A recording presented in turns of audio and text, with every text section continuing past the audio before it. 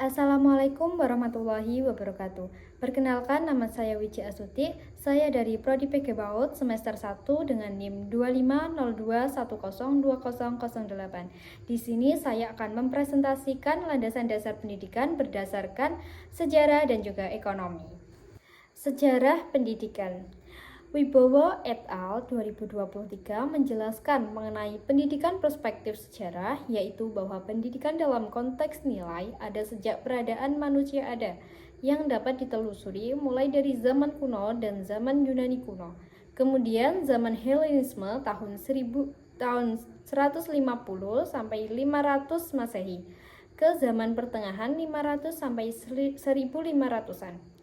Zaman reformasi dan kontra-reformasi pada tahun 1600-an. Sejarah pendidikan pada zaman kuno belum banyak memberi kontribusinya kepada pendidikan pada zaman sekarang ini. Pendidikan pada zaman ini sedikit diragukan keabsahannya. Pada kenyataannya dapat kita telaah bahwa praktek pendidikan dari zaman ke zaman mempunyai garis persamaan. Sejarah pendidikan Indonesia sebelum kemerdekaan.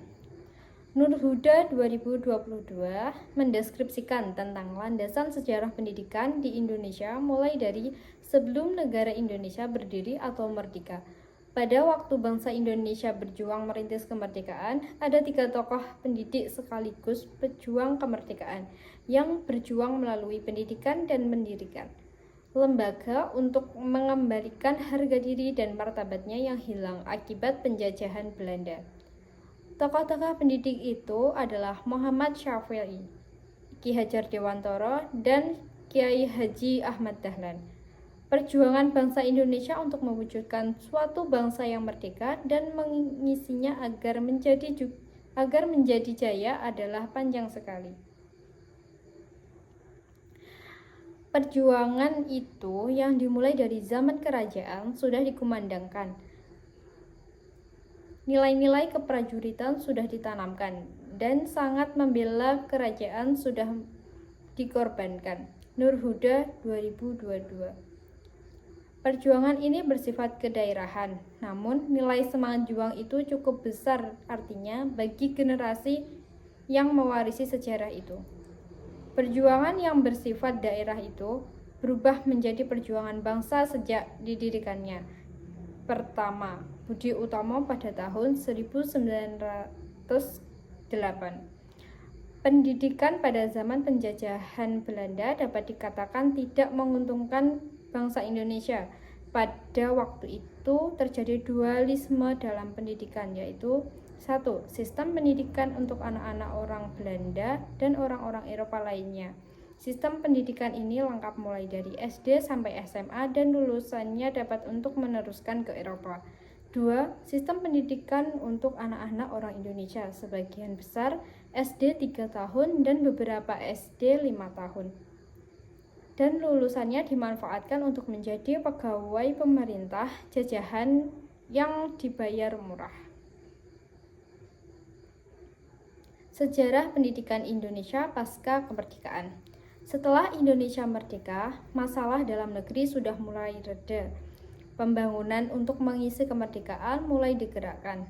Pembangunan dilaksanakan serentak pada berbagai bidang, baik spiritual maupun material. Prioritas masa pembangunan, prioritas pertama jatuh pada pembangunan bidang ekonomi. Untuk mencapai maksud di atas, maka dikembangkan kebijakan link and match di bidang pendidikan. Link berarti pendidikan memiliki kekaitan fungsional dengan kebutuhan pasar, merupakan implementasi kebijakan pemerintah yang berkaitan dengan kelembagaan, koordinasi, pengaturan, perencanaan, dan program kerja. Match berarti lulusan yang mampu memenuhi tuntutan para pemakai baik jenis, jumlah, maupun mutu yang dipersyaratkan. Ardina et al. 2022 dan Nur Huda 2022. Sejarah pendidikan untuk Indonesia di masa depan. Semangat 45 ini menjadi penting untuk direfleksi mengingat makna pendidikan sering perkembangan zaman mulai bergeser menjadi sebuah kebutuhan yang harus dilakukan demi mencapai tujuan suatu negara. Seiring perkembangan zaman, kebutuhan setiap negara tentunya berbeda-beda. Hal inilah yang mempengaruhi tujuan pendidikan yang akhirnya menggeser makna yang sesungguhnya. Seperti halnya di era modern ini, pendidikan bukan hanya sesuatu hal yang dari tidak tahu menjadi tahu, namun berganti menjadi alat untuk mendapatkan ijazah. Ijazah dapat dipergunakan untuk mencari pekerjaan. Yang kedua adalah ekonomi. Globalisasi ekonomi yang melanda dunia otomatis mempengaruhi hampir semua negara di dunia, termasuk Indonesia.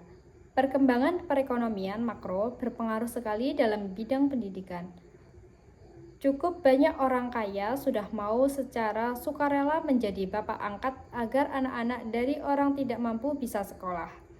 Terlepas dari apakah karena dorongan hati sendiri atau berkat imbauan pemerintah yang tidak pernah berhenti. Dampak pembangunan ekonomi. Dampak dari keberhasilan pembangunan ekonomi secara makro adalah munculnya sejumlah sekolah-sekolah unggul.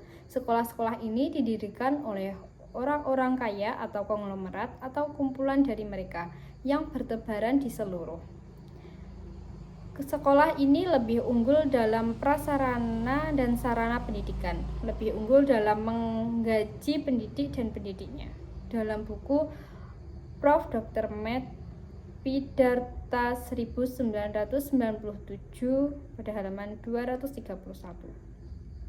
Peran ekonomi sebagai tempat pembinaan pendidikan tidak memandang ekonomi sebagai pemeran utama seperti halnya di dunia bisnis. Ekonomi hanya sebagai pemegang peran yang cukup menentukan. Sebab tanpa ekonomi yang memadai, dunia pendidikan tidak akan bisa berjalan dengan baik dan lancar. Fungsi ekonomi dalam pendidikan. Fungsi ekonomi dalam dunia pendidikan adalah untuk menunjang kelancaran proses pendidikan.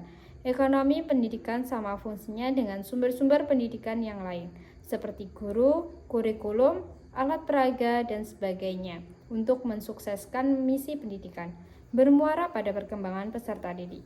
Untuk mencapai sasaran itu, selain sebagai penunjang proses pendidikan, ekonomi pendidikan juga berfungsi pendidikan perlu menyiapkan materi atau lingkungan belajar yang mengandung perekonomian.